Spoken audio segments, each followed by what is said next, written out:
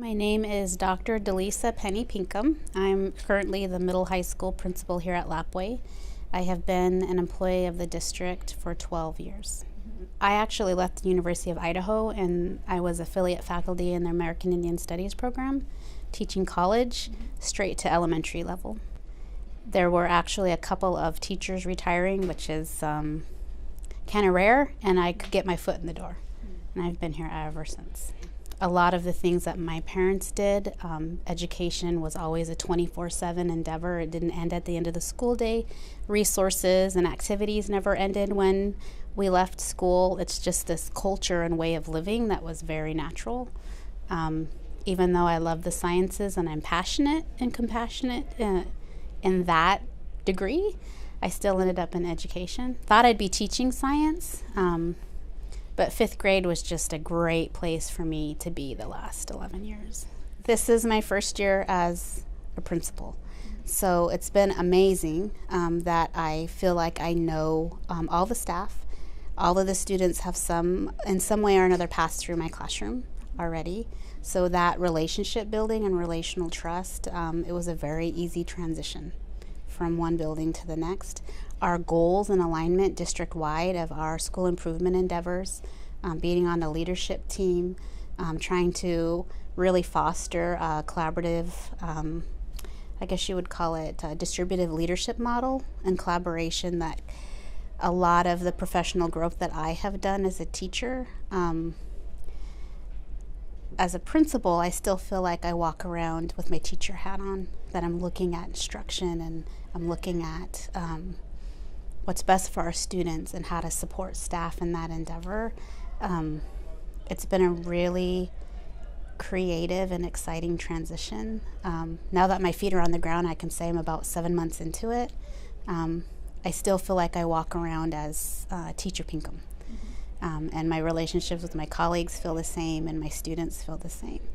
The principal part, what I'm really excited about, how I'm being supported by our administration, is that I'm an instructional coach, that I have the resources and support system that I can focus on best practices in instruction and focus on professional development and working with students and teachers on those goals, and all of the other important elements of education. The uniqueness of Lapwai Middle School, High School, and the uniqueness of our school district is that we are a public school in Idaho on the Nez Perce Reservation, and we actually have about 88 to 90% native population. But we're a public school in Idaho. All of the teachers here, the students here, the community, because of our relationship with the Nez Perce tribe, with our heritage, our culture, our traditions, we really focus on being culturally responsive, culturally resonant, culturally relevant in all the decisions and interactions that we make in this school. So when I say that our school culture is family oriented, it really quintessentially is a family. So a lot of these students won't say Principal Pinkham or Dr. Pinkham, you will hear Auntie.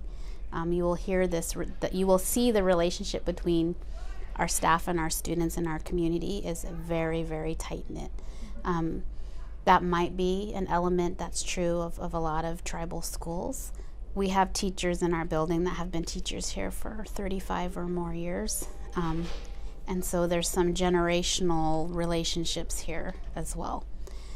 What makes the principalship I'm currently in really unique for Lapwai is that I have 11 years of instructional background, knowledge of our students, knowledge of our curriculum, and also the cultural standards that are embedded within how we instruct, and the responsibility to ensure that we're culturally responsive and following the wishes of our community is something I'm really enjoying putting into place and monitoring. I'm able to be a principal and also be an instructional coach and use some of that background and my knowledge of the curriculum, indigenous learning pedagogies, and what I see within the classrooms and embed that in our professional development. And you see teachers who focus on how to ensure that our curriculum is connected to our students and real world and accessible. I think that makes the challenge of that, particularly for our students, makes Lapwai extremely unique. To be culturally responsive means that the way that you present content, knowledge, and skills within the classroom has to directly connect to the backgrounds of our students. And a lot of times when you use a Common Core, even we have just adopted this Common Core state standards curriculum, highly aligned, it was approved by our school board. The way that you implement that needs to be culturally responsive. So the stories, the foundations, the background that a teacher would use to connect the students to what they're learning needs to impact where they're at within their community, and also kind of build the global perspective of where we situate our place-based knowledge. That doesn't come with the textbook or the curriculum. We have to ensure that we've got best teaching strategies that allow us to kind of deconstruct the curriculum and build it back up in a way that's meaningful. So the importance of being culturally responsive, especially for our population of students here in Lapwai, is to ensure that we honor and validate their historical perspective in the unique world in which they walk. We're preparing them for college. We're preparing them to be successful, but we want to arm them with the scholarly discourse to be able to take a college course that is perhaps presented in a way that is not their perspective, and be able to have that discussion in class. So I might describe that as a decolonized mindset, where they can take an experience that everybody has learned about in history and be able to communicate from a tribal perspective, from their own worldview, what that meant, and teach others. And a lot of times our students, they don't know how to have that scholarly discourse, and it can be kind of a shock in college, because a lot of textbooks, a lot of classrooms that are outside of our small community will present content knowledge and not think twice about how it's presented. But we walk always with that traditional and historical knowledge base of our cultures and our value system. Even how we look at natural resources and look at topics in science matter. And so our goal is to ensure that our students, every day that they walk through our classrooms, have the experience that supports a culturally responsive way of learning, that honors them, that honors the community, and that gives them the ability to have these discussions and build upon them to help educate others.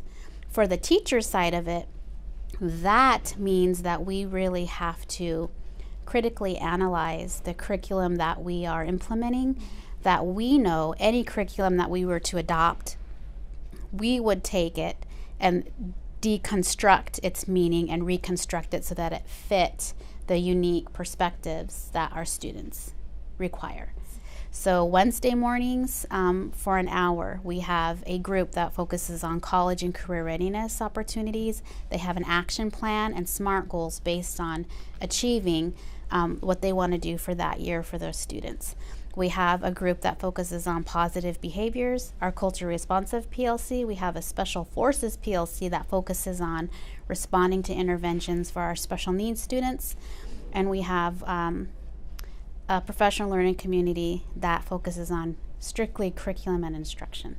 So one of their action plans this year was for us to do a really good job embedding Marzano's academic vocabulary standards. And on Fridays, we have professional development, where all of our SMART goals and action plans, we're monitoring the achievement of those goals.